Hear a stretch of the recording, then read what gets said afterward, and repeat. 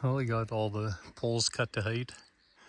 I got the end beams put on, lined up pretty good and stuff. It was a pain in the butt cutting all the posts off that high for sure. So now it's time for the big stressful 40-footer.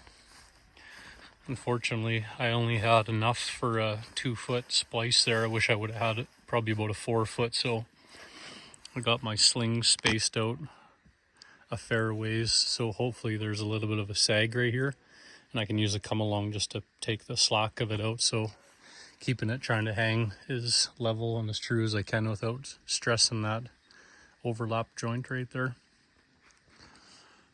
So I hopefully got all the measurements right. I went just about an eighth of an inch bigger on the pocket, just so hopefully it sets down nice on each end there.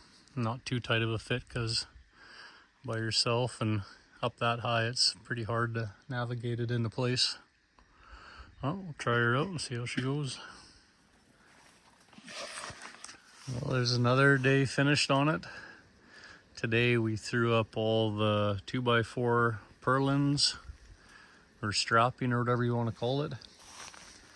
And then we had to build some temporary scaffolding up there to have a spot to walk around.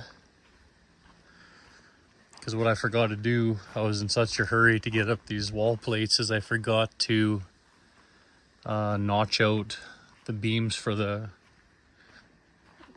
notch out these for the cross beams going in across. So I had to get up there with a chainsaw and notch out those two. And I was in a rush, so I definitely learned from my mistakes. And another thing that we did was we got these two 20-foot beams milled out and notched, ready for going up. But then we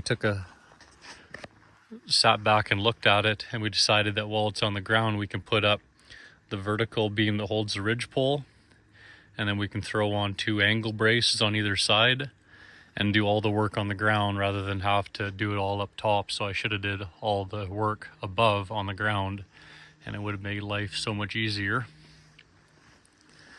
So then, yeah, tomorrow we got only a partial day we're able to put in, but hope we can get these 2 cross braces put in, maybe get the ridge pole milled, and then it'll be heading on to the rafters after that.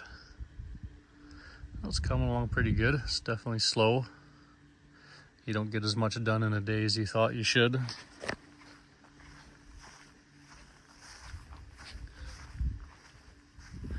then I'll have to go rent 2-tiered Safeway scaffolding for the middle portion that we can roll it back and forth and get up top to the ridge pole, because it's going to be way too high up.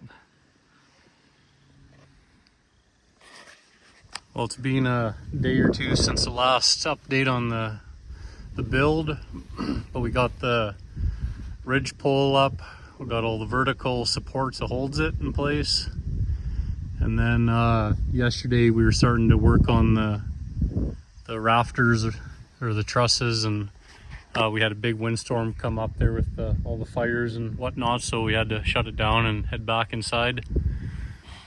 And then everybody had to leave this morning due to the evac order. So they're headed south, and I'm staying behind to keep an eye on things and keep putzing away with the rafters there. So got the first set up. Took a little bit, but I think it looks okay.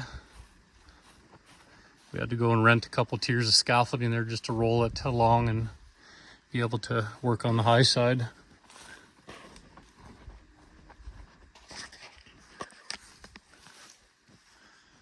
So I decided to try and get everything to line up right in the middle there with the center line of the ridge pole. And I only did a 30 mil notch down the ridge pole and the side of the walls. And then I was figuring out a way to secure them. I tried to toenail them, but it's such a fine line between splitting the boards and having the screws pop out the other side. I decided to take a 2x4 and lay my spacing of my rafters right there. The first set's kind of an oddball spacing because you line up with the end of your ridge pole, And the second set's going to be sticking out flush to this for my siding to go up and meet up with. And then after that, I'm going to follow the 2-foot centers all the way through. So you cut a board 1.5 inches shorter than your 2-foot center. You lay it on top of the ridge pole, you nail it down, and then you can come in sideways and anchor your rafter in place. It's a lot more secure than just toe nailing. Well, it's starting to come together though. No rush. I got a nice template marked out for all my pieces there, so I went an extra saw blade width wide on my corner notches right there, and it still ended up with a little bit too much air gap, so I'm going to come back in a saw width, and then as I get down the building a little bit further, if I find the walls are starting to widen out or narrow up, a couple millimeters here and there, I can just adjust my cuts per the next piece and kind of still maintain that nice fit without having to physically go up and dry fit every single piece in place. Well, see how many we can get done today, and then I might be getting these finished tomorrow, and then on to maybe milling some 1x4 strapping that'll go across this way. That'll hold the tin. Well, another day's come to an end. I think it was a pretty good day. I got 5 rafters up on each side, and came out after supper and rotor tilt the garden, and then I was gonna go and throw up another set of rafters. So I got the scaffolding, took the hand railing down, slid it over to the next cross beam, put it back up again, and then I went and took a 2x4 and milled it 3 inches wide here for the rafter spacers, and then I got a bunch more cut for tomorrow, so that's enough to put up 3 more rafters. And the mosquitoes are absolutely horrible, so decided to call it for a night.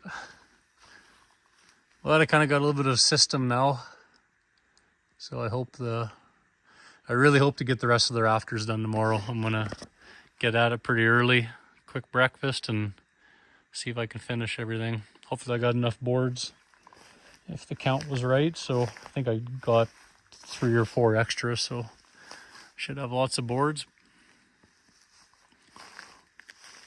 At the ends for the fascia boards are nice and lined up, and everything's kind of getting it dialed in. So yeah, that's the goal for tomorrow.